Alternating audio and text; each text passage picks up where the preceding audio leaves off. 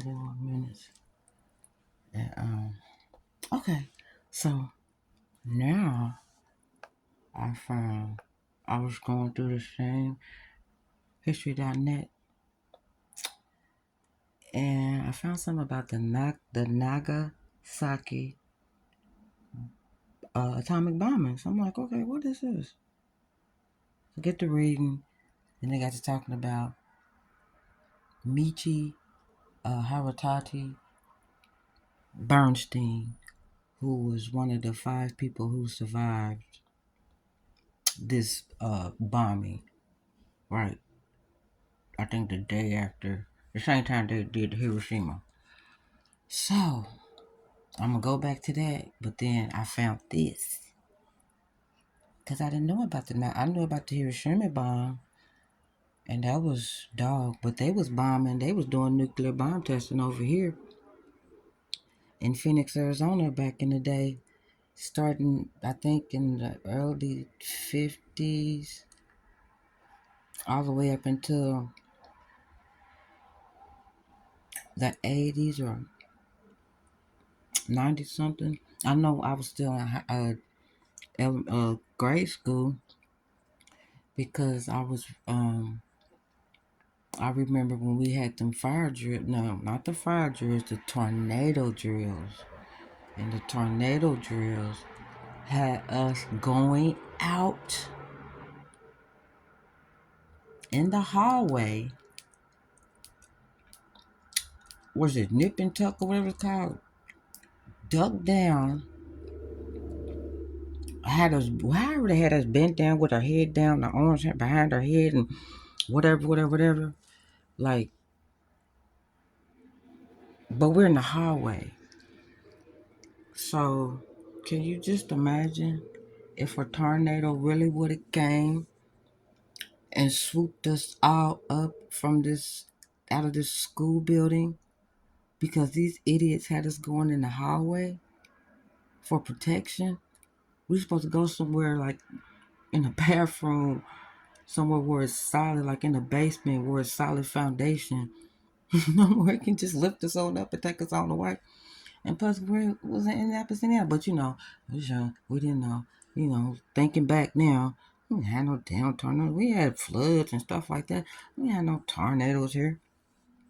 So when I was watching this documentary called Downwind, I think it's called, and it's about the U.S. and whoever was president at the time. I can't remember that started it in the 50s or whatever. Whenever they started doing the nuclear testing, it was in Phoenix, Arizona. It was a nuclear testing site, probably in one of the deserts. But they would test it, and to my belief, and to my understanding, to my recollection, and it only makes sense. Every time we had them damn tornado drills was when they did the dad blasted testing, because that little nuclear mushroom, it traveled, and it's probably still traveling. And it reached every city and state. Every state, it reached every inch you wanted this, what was designated to reach, period. Just put it that way. So, I just want to put that out there before I read this, because whenever they dropped this bomb, which is 1945, August 9th, 1945, 3 days after the first atomic bomb falls on the Japanese city of Hiroshima, all built on a lie, killed the whole freaking. That shit was crazy. The second bomb hits the city of Nagaski or Nagasaki. I'm gonna say Nagaski. I ain't creep fucking shit up like that. But anyway, I want to hear it. I want to read it. So when I read stuff, it gets embedded and I don't forget it. Okay, it says transcript, cold open. This fan favorite episode of History Daily originally aired on August 9th, 2022. It's early April 1945. World War II rages across the Pacific. But here on the Japanese island of Okinawa, all is silent. A couple of U.S. Marines charges up a steep wooded hill. Among them is Private Bill Pierce. The 20-year-old New Yorker blinks sweat from his eyes and scans the jungle for any signs of movement. It was 2 days ago, more than 1,400 U.S. battleships and landing crafts converged on Okinawa, unleashing a ground force of over 180,000 troops.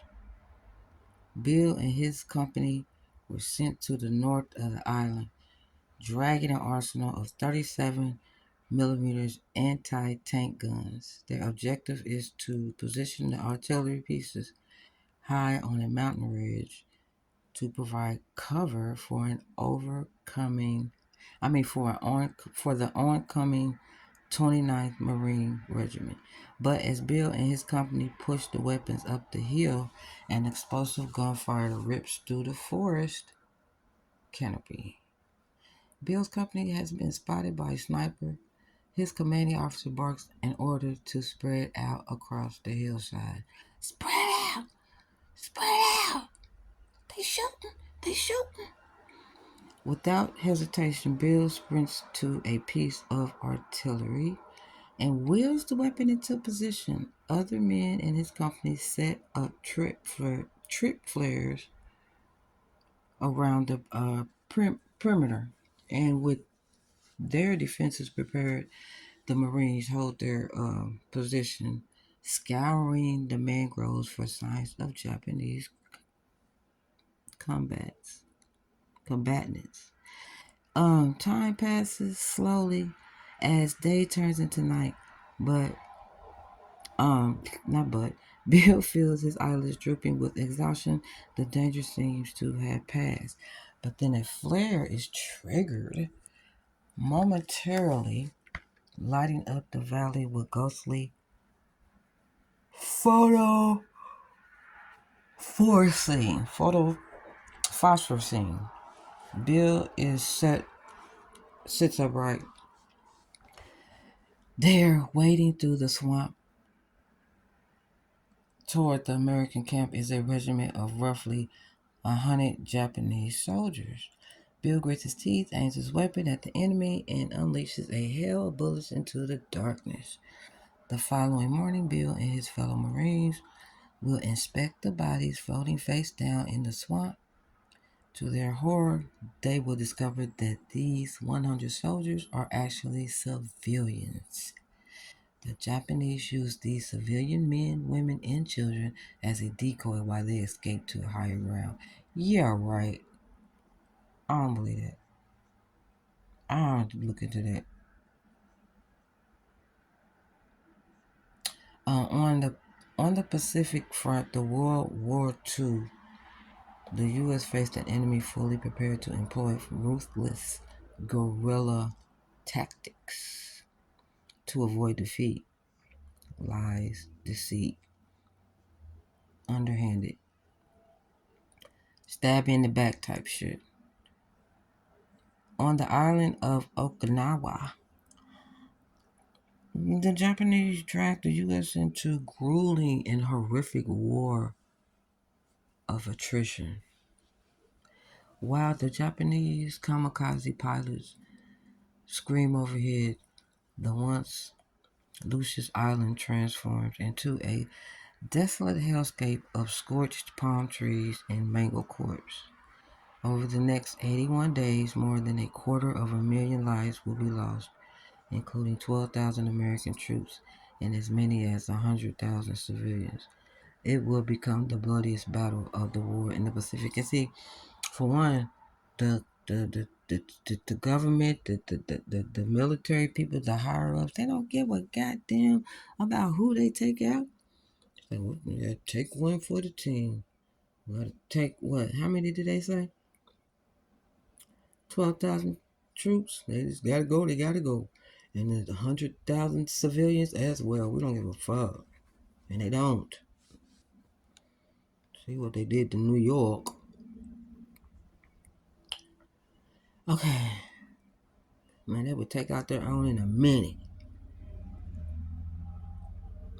I'm like, okay, I got you. You just go take a rest. I'll be in there. Here, drink some of this Kool-Aid, especially made for you. By June, U.S. forces will have captured Okinawa, and from there, they intended to launch their final operation of the war, a ground invasion of the Japanese maintained. But the Battle of Okinawa will demonstrate that Japan will only surrender at maximum cost to human life. This consideration will prompt the President of the United States, Harry S. Truman, to choose a different path and make a controversial decision that will change the course of history and lead to the complete destruction of two Japanese cities, the last of which was destroyed by atomic bomb on August 9th, 1945. That is fucked up, and you know the story that I'm currently reading. Well, this says code open, so let's finish this. We'll do this. Then it says introduction from Noisier and Airship. I'm Lindsey Graham, and this is History Daily. History is made every day on. Oh, it's a podcast, so I'm just reading it. The Bombing of Nagaski. Act 1, The Manhattan Project. It's April 13th, 1945, the Gregorian year. Westernized year. Because I learned about a lot about that too, because actually, if that was April the 13th, it would have been April, let me see, April, May, June, February,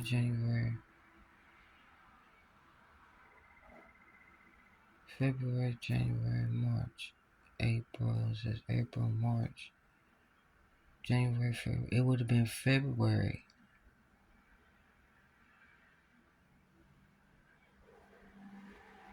But I want to do something on that too, because that just blew my mind about, I don't want to call it the lunar calendar or the whatever, because lunar, I learned about, was a evil deity of the moon.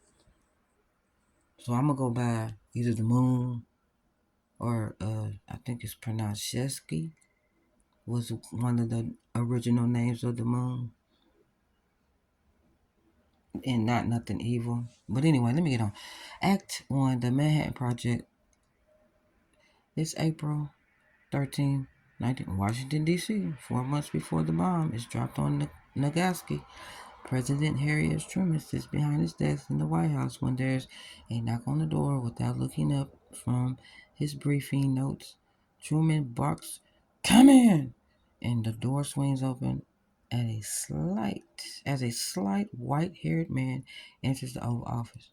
Jimmy Barnes is the director of the Office of War Mobilization.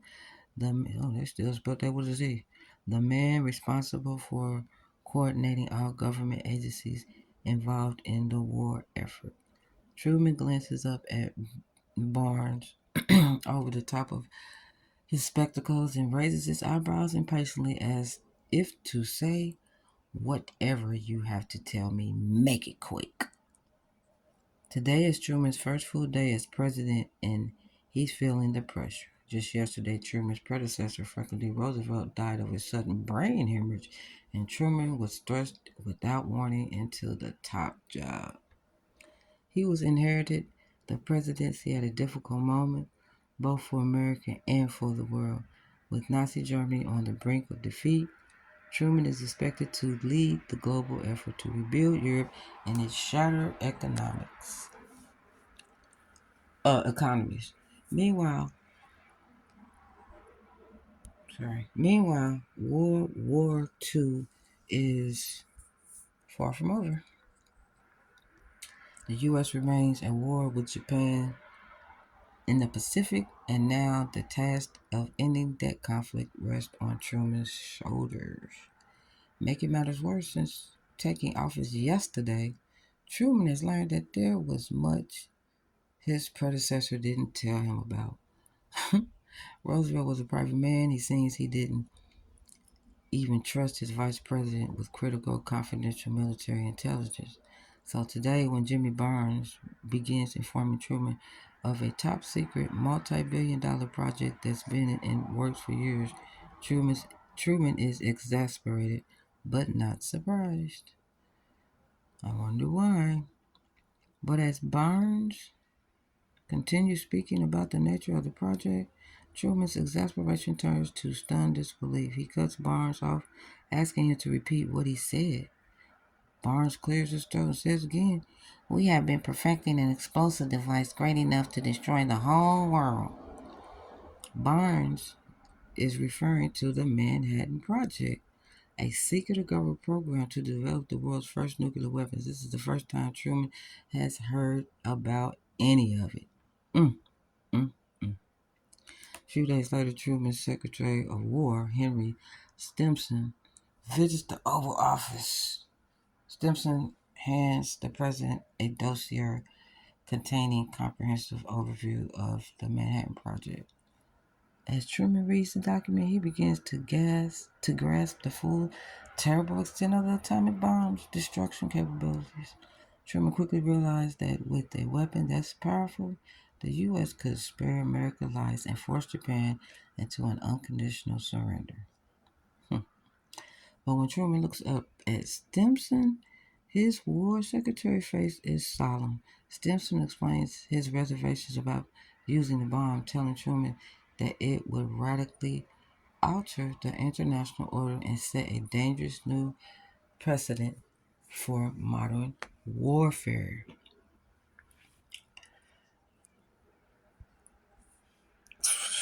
When I used to see that word when I was younger and didn't know what it was, I used to think it was, I don't know why, I thought it was welfare.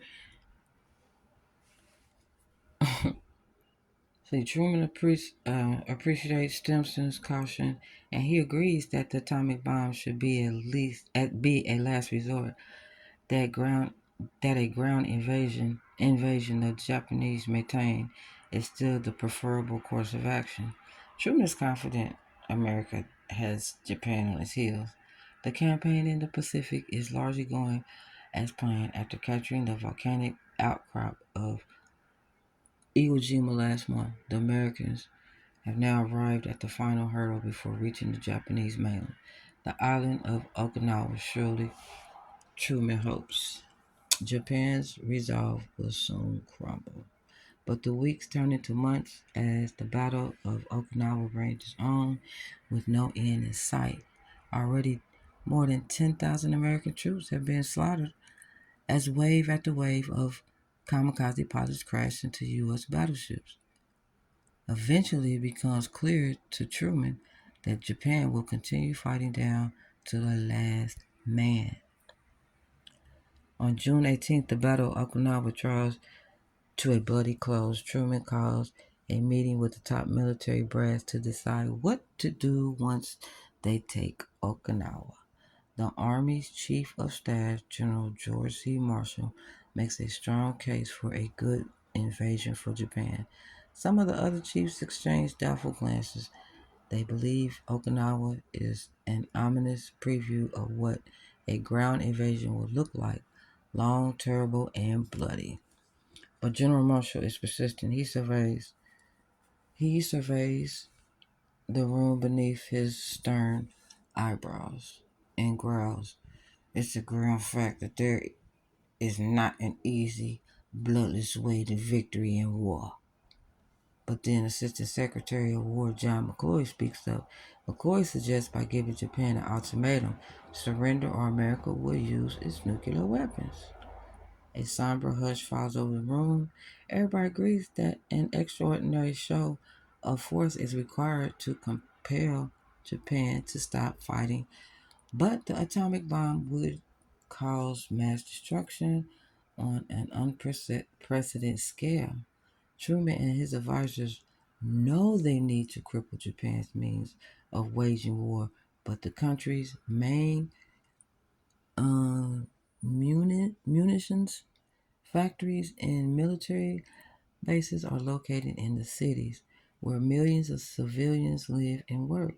Dropping the atomic bomb might hasten the end of the conflict, but victory by these means will come at a tremendous cost to civilian life. They didn't give a fuck. But Truman doesn't have to make the decision today. Atomic bomb has not yet been tested. There's no way to know if the bomb even works. The final decision will have to wait until those tests are carried out. In the following month, Truman will head to Potsdam in Germany to meet with other Allied leaders and negotiate the post-war peace. It's there that Truman will learn that the atomic bomb test was successful. Shortly after, Truman will issue an ultimatum to Japan: surrender or face prompt and utter destruction. But no surrender will come, and with days, Truman will approve a directive that gives the military authority to drop atomic bombs on Japanese cities as soon as weather permits and as soon as the bombs are ready, with no further presidential approval required. This controversial order will bring World War II to its dramatic and horrifying end. Okay, so I'm gonna stop right here because I gotta add another part to it. So I'll be back.